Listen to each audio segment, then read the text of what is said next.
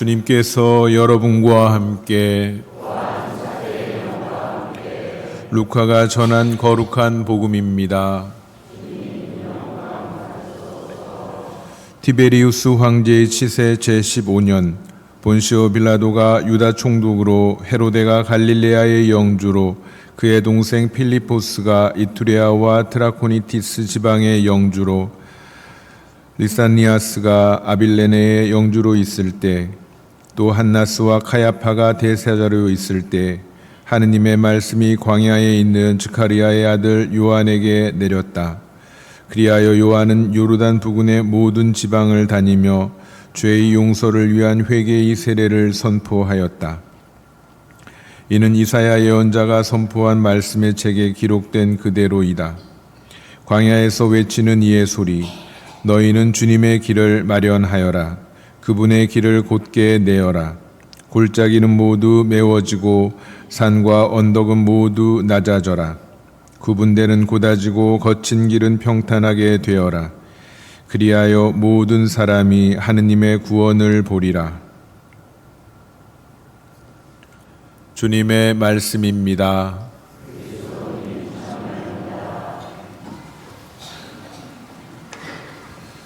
참 예수님, 한 주간 잘 보내셨습니까?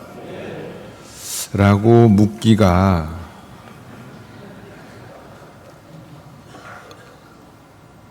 쉽지 않은 지난 한 주간을 우리는 보냈습니다.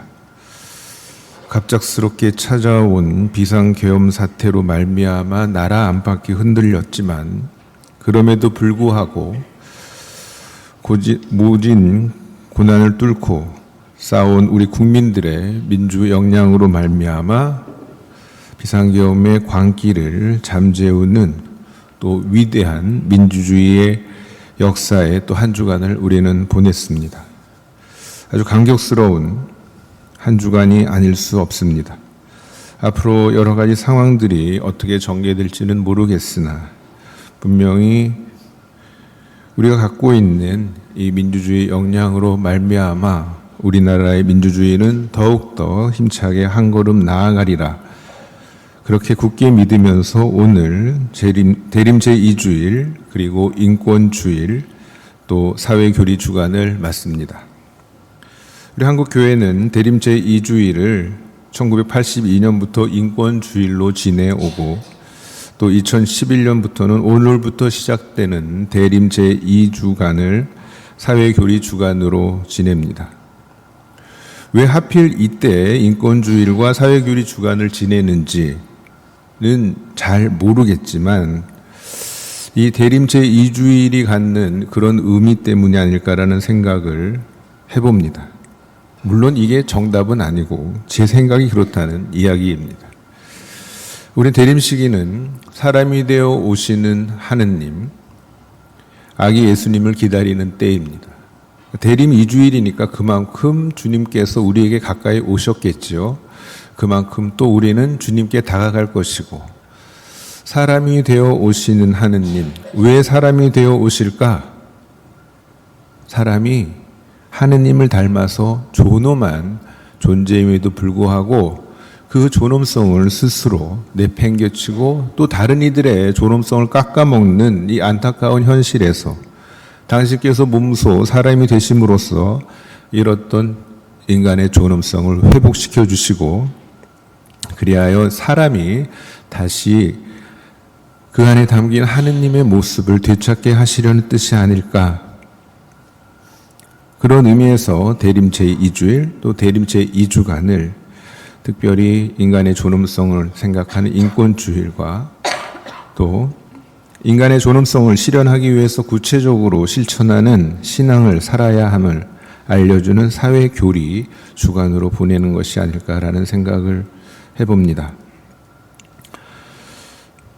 대림 한 주간을 보내고 나서 맞이하는 두 번째 주간, 그만큼 예수님께서 우리 가까이 오셨을 터이고 또 우리 역시 예수님께 가까이 가고 있으리라 생각을 합니다. 많이 가까워지셨습니까? 안 그렇습니까?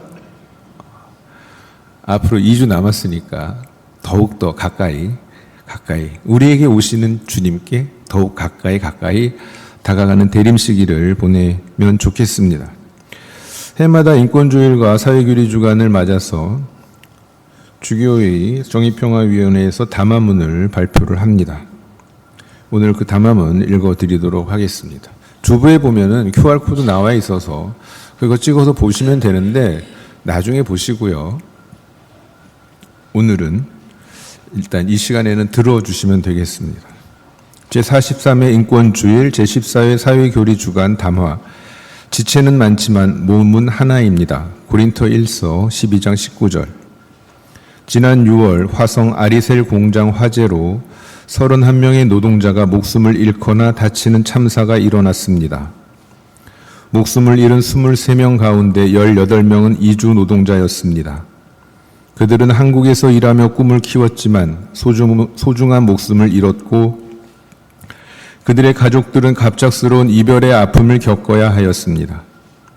수사당국은 사고의 원인을 지연된 납품 일정을 맞추기 위한 무리한 생산 강행, 무자격 인력 공급 업체의 비숙련 노동자 투입, 급증한 불량률에 대한 무대책, 발열 전지의 선별 작업 중단 등으로 지적하였습니다. 이 가운데 가장 심각한 것은 회사가 화재 위험성이 높은 리튬의 특성을 잘 알고 있으면서도 사고 예방을 위한 비상구 설치 규정을 지키지 않았고 또 파견된 노동자를 투입하고서도 안전교육을 제대로 시키지 않았다는 것입니다. 한마디로 이번 참사는 비용을 줄이기 위하여 힘들고 위험한 일을 파견 또는 하청업체 노동자에게 맡기는 그릇된 관행, 이른바 위험의 외주화라는 비인간적 기업 경영에서 비롯된 것입니다. 실제로 회사가 더 많은 이윤을 얻고자 인간의 존엄성과 안전을 무시하고 자신의 탐욕을 채우려고 할 때 위험한 일은 점차 더 힘없고 더 가난한 노동자에게 맡겨질 수밖에 없습니다. 태안화력발전소의 김용균 노동자와 거제조선소의 크레인 참사 노동자들, 그 밖에 수많은 산재 사망자도 위험 외주화의 희생자였습니다. 그런데 자본이 이제는 화성 아리셀 참사에서처럼 내국인 노동자보다 더 싸고 책임 회피가 더 쉬운 이주 노동자를 위험으로 몰아놓고 있어 위험의 이주화라는 신조어가 생기고 있습니다. 이렇듯 위험한 일이 더욱더 약한 노동자에게 내려가는 이유는 이윤의 극대화를 최우선시하는 우리 사회의 탐욕 문화 때문입니다. 이러한 문화 안에서는 인간의 존엄은 부정되고 가치 기준은 효율성, 가능성, 유형성으로 대체됩니다. 그 결과 수많은 사람이 배척되고 소외되며 특히 힘없는 노동자는 그냥 버리는 소모품이 되어 버립니다. 일터의 안전을 비용으로만 접근하고 노동자의 죽음 앞에서도 생산량과 이윤을 위하여 그 죽음의 맷돌을 멈추지 않습니다. 그리고 노동자의 죽음과 유가족의 슬픔을 돈 몇 푼으로 해결할 수 있는 하나의 거래로 생각하며 이 또한 영업 손실로 결산합니다. 그러나 이주 노동자는 사용하다가 버려도 되는 존재가 결코 아닙니다. 그들은 우리 사회가 필요해서 초대한 손님이자 우리 사회의 한 구성원으로서 우리와 동등한 권리를 가질 뿐만 아니라 한 인간으로 존중받고 법과 제도로 보호받아야 할 존재입니다. 그들은 단순 노동력이 아니라 인격체이며 우리 이웃이자 형제 자매입니다. 그들은 나는 너희가 필요 없다 하며 차별하고 배제할 수 없는, 결코 그렇게 하여서는 안 되는 우리와 하나의 몸을 이루는 지체입니다. 우리 몸의 한 지체가 고통을 겪으면 다른 모든 지체가 함께 아픈 것처럼 그들의 고통은 우리의 고통이 되어야 합니다. 외국인, 내국인 따지지 말고 다 같은 인간입니다. 차별 없이 공평하고 평등하게 봐주십시오라고 외치는 유가족의 절규는 우리의 절규가 되어야 합니다. 모든 지체가 건강할 때 몸은 건강합니다. 우리 사회의 한 지체인 이주 노동자가 고통받고 있다는 사실은 우리 사회가 정의롭지도 건강하지도 않다는 증거입니다. 몸의 지체 가운데에서 가장 약한 지체인 이주 노동자를 더욱 특별히 그리고 소중하게 안아줄 때 우리 사회도 우리 자신도 건강해집니다. 사랑하는 형제자매 여러분, 오늘은 제43회 인권주일입니다. 세상과 이주 노동자의 기쁨과 희망, 슬픔과 고뇌는 교회와 우리의 기쁨과 희망이며 슬픔과 고뇌입니다. 이번 인권주일과 사회교리 주간에는 특별히 서로 다른 지체이지만 한 몸을 이루고 있는, 그러나 외면받고 있는 이주 노동자들을 기억합시다. 우리 또한 이러한 사회적 참사와 구조적 불의에 무관심한 나머지 이 모든 것이 마치 다른 누군가의 책임이지 우리 자신의 책임은 아니라고 생각하였던 우리 자신을 반성합시다.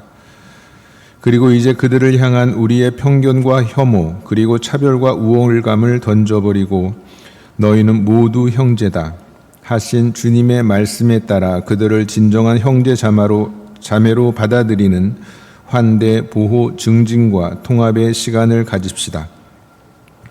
다시 한번 아리셀 참사 희생자와 유가족을 위로하며 빼앗긴 권리를 되찾기를 기도합니다. 더불어 고향을 떠나 열악한 환경에서도 열심히 일하는 모든 이주 노동자에게도 하느님의 은총이 가득하기를 빕니다. 2024년 12월 8일 대림 제2주일 한국 천주교 주교회의 정의평화위원회 위원장 김선태 주교. 네, 주보에 있는 QR코드 들어가서 한번 자세히 좀 꼼꼼히 읽어보시면서 묵상해 보시면 좋겠습니다. 문득 그런 질문을 하실 수도 있습니다. 왜 교회에서 이주 노동자 이야기를 하는가? 왜 미사 때 이 성명서, 이 담화문을 읽어야 하는가? 이유는 우리가 교회이기 때문에 그렇습니다. 하느님께서 머무시는 곳, 하느님과 함께하는 우리이기 때문에 특별히 하느님께서 돌보셨던 가난하고 약한 이들, 하느님이 계시지 않으면 온전한 삶을 살 수 없는 이 땅에 가장 작고 보잘것없는 이들을 우리가 품어야 하기 때문에 그렇습니다. 인권주일 그리고 사회교리 주간을 보내면서 우리 주위에 가장 작은 이들을 살펴보시면 좋겠습니다. 우리 가족 안에도 있을 수 있습니다. 있음에도 보이지 않고 애써 오지 않는 우리에게 외면당한 가족들이 있을 수 있고 우리 사회 곳곳에 고통받는 이들이 있습니다. 이번 담화에서 나오는 것처럼 이들에게 특별히 다가가는 이번 한 주간, 그리하여 우리에게 오시는 가장 작은, 가장 비천한 존재로 오시는 아기 예수님을 기꺼이 품에 안는 이번 성탄 만들어 나가시면 좋겠습니다. 오늘 복음에서 세례자 요한은 이사야 예언서의 말을 인용해서 주님의 길에 대한 이야기를 합니다. 광야에서 외치는 이의 소리, 너희는 주님의 길을 마련하여라. 그분의 길을 곧게 내어라. 골짜기는 모두 메워지고 산과 언덕은 모두 낮아져라. 구분되는 고다지고 거친 길은 평탄하게 되어라. 그리하여 모든 사람이 하느님의 구원을 보리라. 주님이 우리의 길인데 그 우리의 길이신 주님께서 우리에게 당신의 길을 마련하라고 하십니다. 대림식이 특별히 우리가 주님의 길이 되어드리는 시기였으면 좋겠습니다. 짧은 묵상글 읽고 마무리하겠습니다. 우리는 주님의 길입니다. 우리는 길이신 주님을 맞는 주님의 길입니다. 모든 것 집어삼키는 개걸 들린 골짜기를 비움과 베풀므로 메우는 우리는 길이신 주님을 맞는 주님의 길입니다. 사람들을 가르는 날선 산과 언덕을 너그러움과 품음으로 낮추는 우리는 길이신 주님을 맞는 주님의 길입니다. 불의한 미친 짓들에 뒤틀려진 구분대를 흐트러짐 없는 의로움으로 곧게 하는 우리는 길이신 주님을 맞는 주님의 길입니다. 미움과 거짓으로 죽임 가득한 거친 길을 사랑과 진리의 살림으로 평탄하게 하는 우리는 길이신 주님을 맞는 주님의 길입니다. 우리는 주님의 길입니다. 잠시 묵상하겠습니다.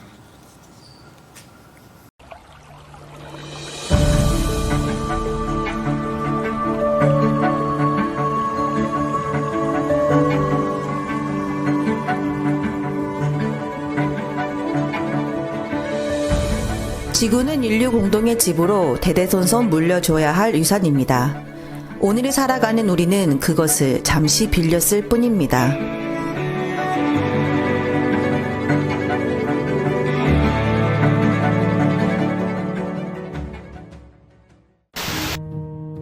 반복되는 폭염과 폭우를 겪으며 우리는 기후위기를 온몸으로 체감하고 창조 질서가 파괴되는 경험을 하고 있습니다.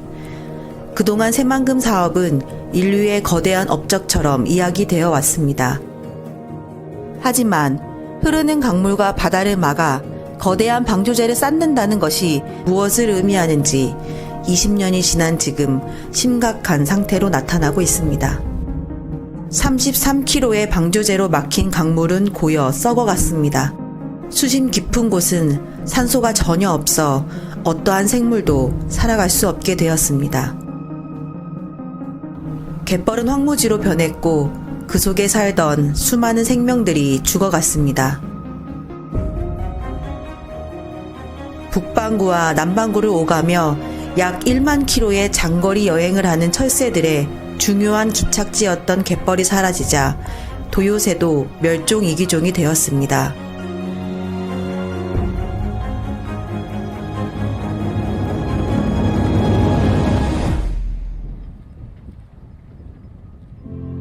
새들이 살 수 없는 곳에 인간은 살 수 있을까요? 강 하구와 드넓은 바다가 맞닿아 만들어진 갯벌에서 무생명들과 더불어 살아가던 지역 어민들은 소중한 삶의 터전을 잃자 생계를 위해 고향을 떠나고 말았습니다.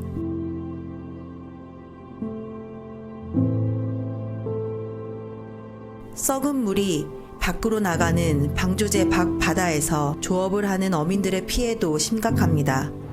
해수 유통은 우리 어민들을 살릴 수 있는 유일한 희망입니다.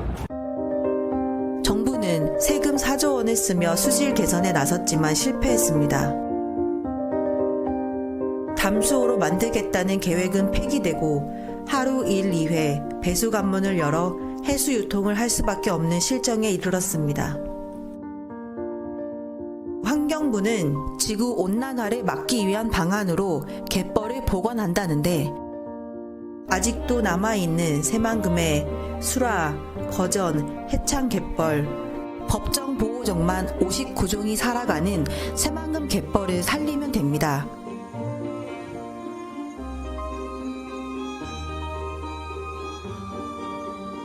그런데 또다시 수라 갯벌을 파괴하고 새만금 신공항을 짓겠다고 합니다. 군산에는 미군기지 활주로를 이용하고 있는 군산공항이 있습니다. 그런데 미군기지 활주로에서 1.3km밖에 떨어지지 않은 수라 갯벌에 국제공항을 만든다 합니다. 새만금의 무생명들은 살려달라 외치고 있습니다. 새만금은 아직 끝나지 않았습니다. 주님께서 여러분과 함께 전능하시고 자비하신 전국의 교구와 수도회에서 수라 갯벌과 새만금을 찾았습니다. 천주교 전주교구에서는 새만금 상시 해수유통을 하라는 서명에 동참했습니다.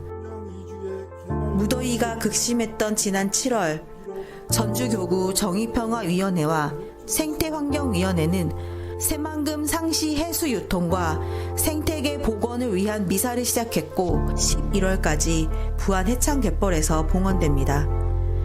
2003년 문기현 신부님을 비롯한 4대의 종단이 삼보일배를 시작했던 바로 그 해창 갯벌에서 말입니다.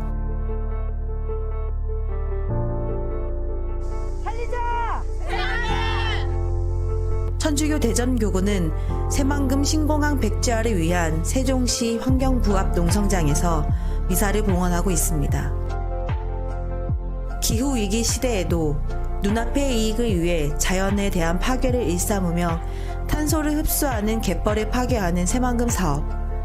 그리스도인으로서 우리는 다시금 새만금 사업의 본질이 무엇인지 성찰해야 합니다. 그리고 창조 질서를 회복하는 정의로운 전환을 위해 긴급한 행동과 기도가 절실히 필요합니다.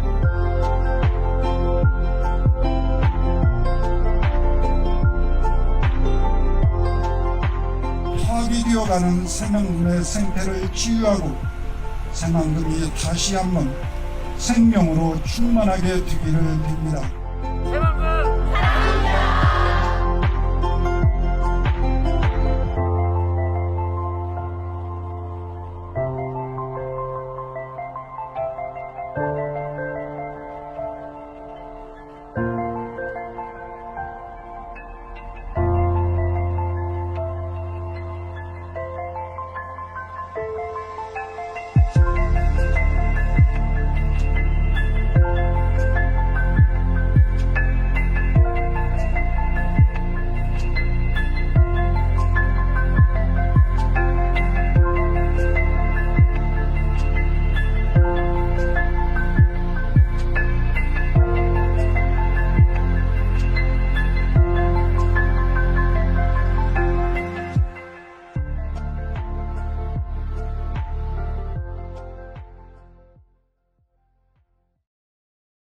부 선생님 중 한 분이 이제 5년 봉사 감사장을 받게 됐습니다.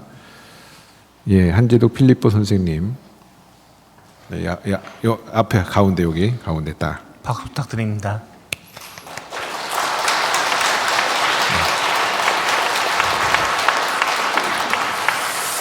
네. 5년 봉사 감사장 본당 마두동 이름 한재덕 세례명 필리포 예수 그리스도의 부르심에 응답하여 청소년부 주일학교 교사로 5년 동안 봉사하신 선생님께 감사하는 마음으로 이 감사장을 드립니다.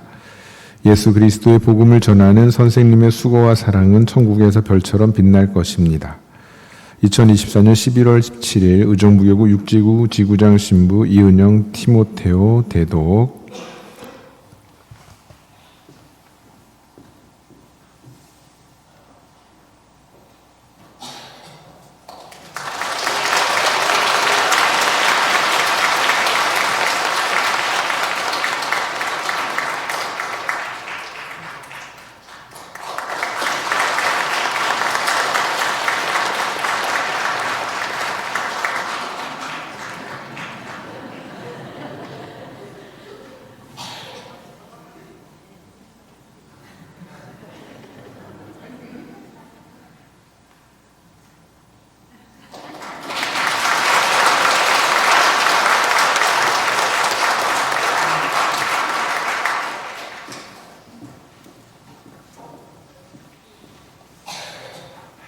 예, 필리포 선생님 다시 한번 축하드리고요. 5년 감사장 받았으니까 내친 김에 10년 감사장까지 향해서 저 감사장은 종이잖아요. 마음을 담은 종이고 저 봉투 안에는 뭐 들었냐면은 금 묵주 반지. 순금인가요? 순금 묵주 반지. 예, 기도 열심히 하시면서 10년을 향해서 가자! 다시 한번 격려의 박수 부탁드립니다. 네. 자, 빼먹은 거 없죠? 이제 공지상 해도 되죠? 네. 여러분이 관심 있으실 만한 내용이 주보 중간에 나와 있는데요. 주보 5쪽 보시면은 이거 분명히 제가 말씀을 안 드리면은 그냥 주보 또 가다가 놓고 가실 거니까 주보 5쪽에 보시면 2025년이 정기 희년, 25년마다 한 번씩 희년입니다. 네, 아시죠? 예, 정기 희년 의정부교구 전대사 수요 지침을 내렸습니다. 자세히 한번 읽어보시면 되고요. 여기 어려운 말 하나도 없어요. 다 쉬운 말밖에 없어요. 이대로 하면 돼요. 전대사 받을 수 있고, 전대사 하루에 2번 받을 수 있고, 연옥여행에서 그러니까 본인을 위해서 한 번, 뭐 연옥여행을 위해서 한 번 더 이렇게.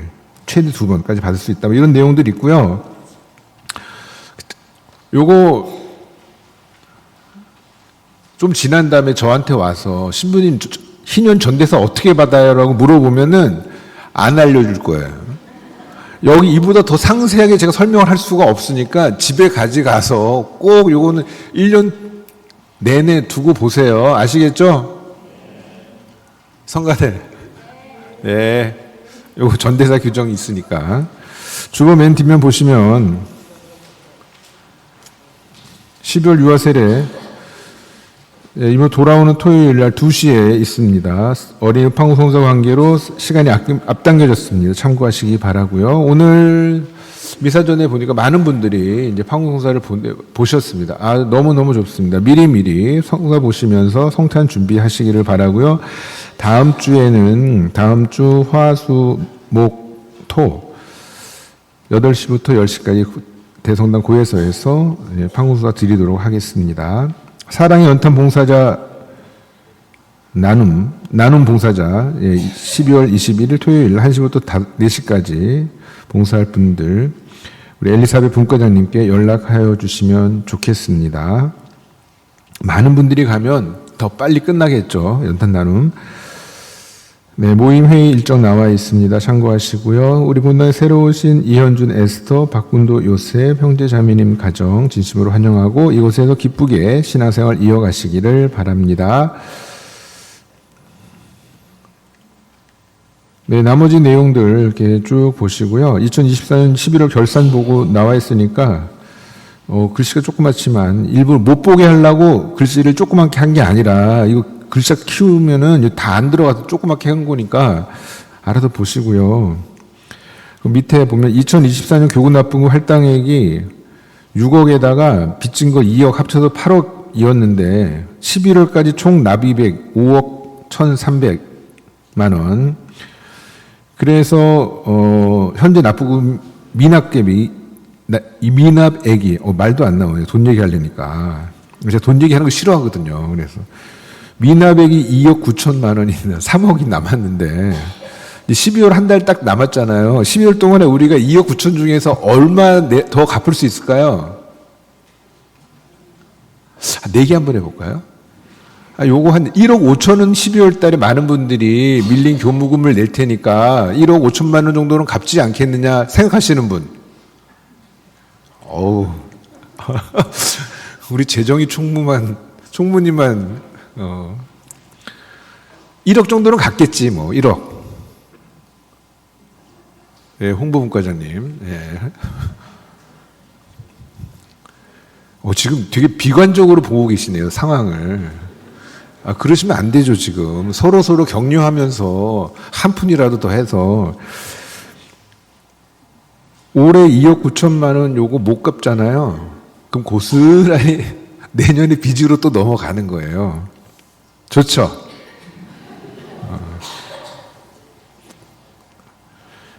저야 아주 못된 생각이지만, 저 이제 여기 온 지 한 1년 조금 안 됐어요. 그쵸? 그렇잖아요. 네. 그럼 이제 4년 조금 더 있다가 가는 거예요. 오래 있어봐야. 오래 있어야 5년. 보통은 요즘에는 한 4년 있다가도 옮기고 그러니까 저는 가면은 끝이에요. 이 빚 누가 갚아요? 여러분이 갚아요. 이거 진짜 못된 생각이에요. 그래서 저는 가능하면 제가 있는 동안에 저의 후임 신부님한테 빚을 남기지 않고 가려고. 그러면 어떻게 해야 됩니까? 여러분께서 도와주셔야죠.